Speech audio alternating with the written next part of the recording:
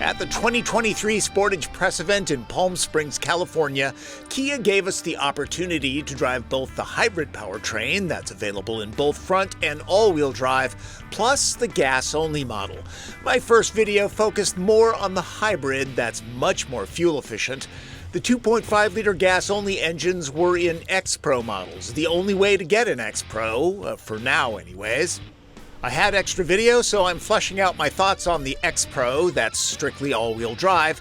A little confusing, there's also an X-Line, but it doesn't get the BF Goodrich all-terrain tires and drive modes that are tuned for rugged duty. It can be outfitted with gear like this though.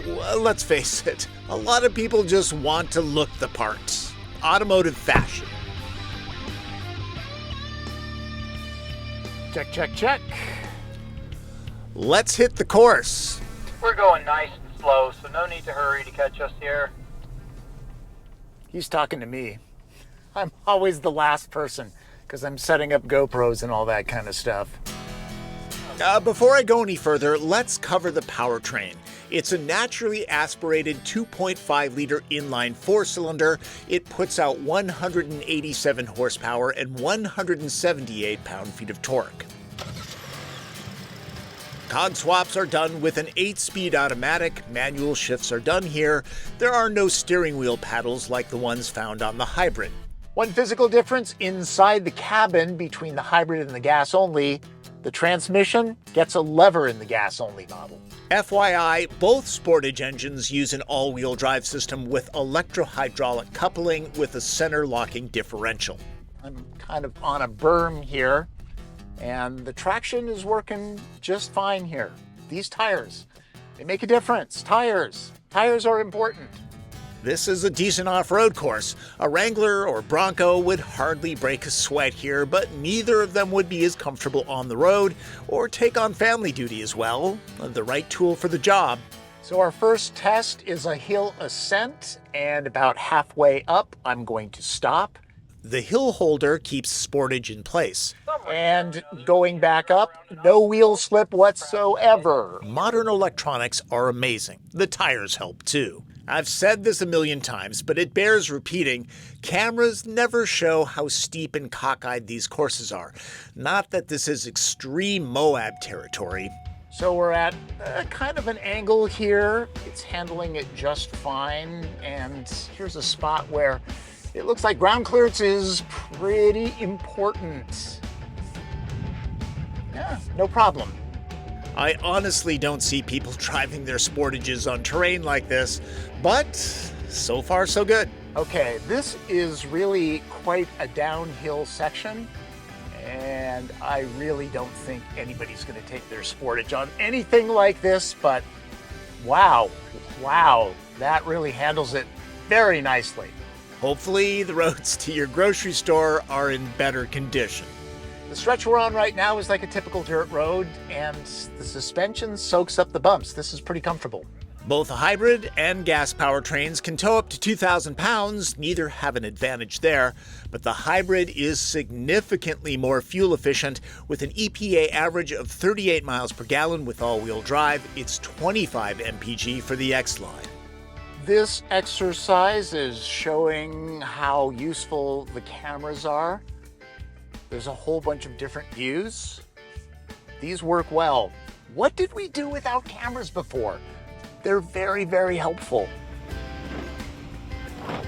Let's take a break and check out the interior, which looks different than the more urbane EX and SX Prestige Sportages.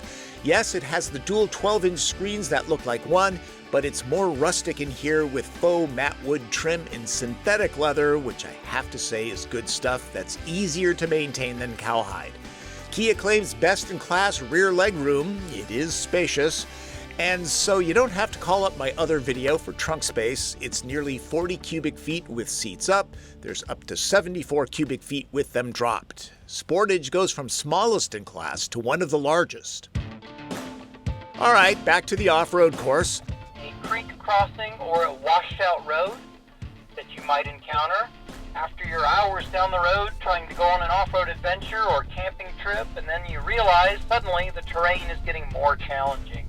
The closest competitors are Subaru Forester Wilderness and Toyota RAV4 TRD Off-Road. Is this as capable as a Jeep Cherokee Trailhawk?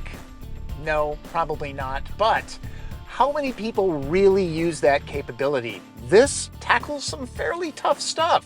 You just know your needs. Americans tend to overbuy. I've got to believe that most Jeeps don't see true off-road action until they're old and on the second or third owner. And now we're just going to bomb around. I literally cannot see. Wow, very dusty. Interesting, the DRL headlight design looks like an arrow plowing through this. All right, this is a breakover test, 8.3 inches of ground clearance. Again, that's 1.5 inches more than standard Sportages. The folks at Kia said that they can do this with 4 people in the car. Truth be told, the X-Pro is probably all the off-road machine that most people need.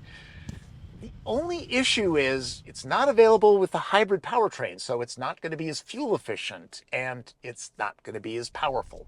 These were the gas prices on the way to the course. Fortunately, all Sportage models run on standard grade fuel. I don't have video of it, but I drove the X-Pro on-road a bit and was pleasantly surprised with the lack of road noise from the all-terrain treads. You won't be suffering every day by choosing the more rugged Sportage, but there's noticeably less power than the hybrid, and you'll feel the 8-speed transmission doing its work more too. This is just a bonus video, no red light, green light, or fun fact this time. Just thought I'd share more of the X-Pro. For buyers that are honest with themselves, this is a solid machine that should have no problems on Forest Service roads and getting to the good hiking trails. I'd love to see it with the hybrid powertrain or the plug-in hybrid that'll get 32 miles of electric range. For now, this is a decent package. There you go. Again, X-Pro, probably all the SUV that most people need. A reminder to subscribe and click notifications and follow me on Twitter, I'm pretty active there, and check out the other Sportage video I did. It's a pretty nice rig. That's Driven. I'm Tom Volk.